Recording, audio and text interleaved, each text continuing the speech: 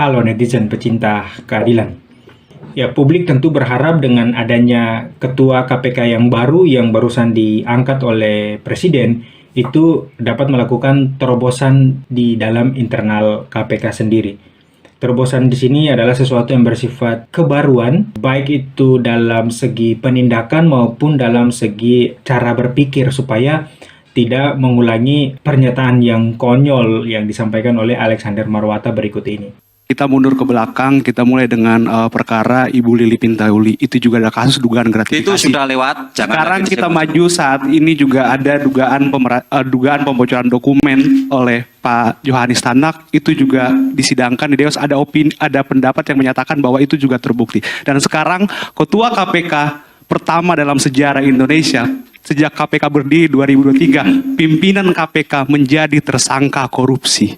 Yang ingin saya tanyakan, apakah ada permohonan maaf dari KPK kepada masyarakat atau rasa malu kepada masyarakat? Sekali lagi, itu yang ingin saya tanyakan. Ya, kita juga harus berpegang pada prinsip praduga tidak bersalah. Itu dulu yang kita pegang, kan gitu kan? Apakah kami malu?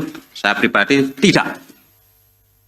Ya, karena apa? Ini belum terbukti, belum terbukti. Masyarakat menilai, masyarakat dasarnya apa? Kan begitu. Tetapkan tersangka, oke. Tetapi sekali lagi, ini baru tahap awal. Nanti masih ada tahap penuntutan dan pembuktian di persidangan. Nah, pernyataan Marwata barusan mengindikasikan bahwa penetapan tersangka Firly Bahuri itu merupakan hal biasa, bukan masalah serius yang menyangkut marwah atau nama baik KPK. Padahal kalau kita lihat informasi berita terbaru itu Firly Bahuri langsung mempraperadilankan Polda Metro Jaya. Dan Presiden sudah mengangkat ketua KPK yang baru serta menonaktifkan sementara Firly Bahuri.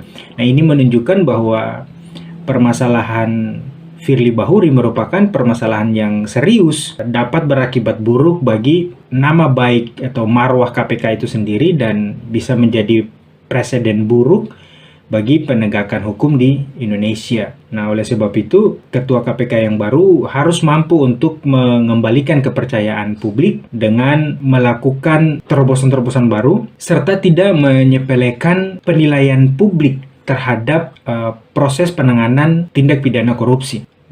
Kalau melihat pada Undang-Undang KPK di pasal 1 angka 4 itu, publik diharapkan peran sertanya untuk memantau, mengawal proses pemberantasan tindak pidana korupsi.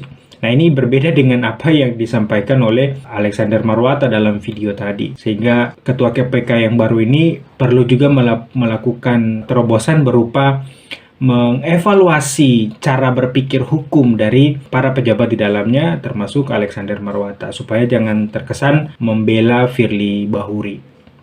Keberadaan KPK itu kan sebenarnya merupakan suatu lembaga yang sifatnya ekstrayudisial, karena sebelum KPK ada, waktu itu kan sudah ada kepolisian, sudah ada kejaksaan yang dipercayakan untuk menegakkan hukum dalam hal pemberantasan tindak pidana korupsi.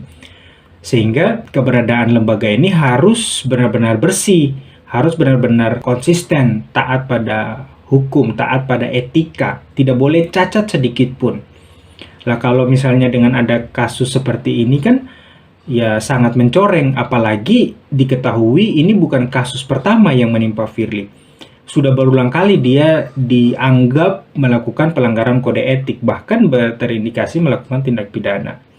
Bukan saja Firly, ada juga pejabat lainnya seperti misalnya diduga itu dilakukan oleh Johanis Tanak karena melakukan percakapan dengan pejabat dari kementerian tertentu, lalu kemudian Lili Pintauli yang kemudian sampai mengundurkan diri, dan masih ada lagi beberapa catatan-catatan merah yang dilakukan oleh KPK pada tahun-tahun sebelumnya.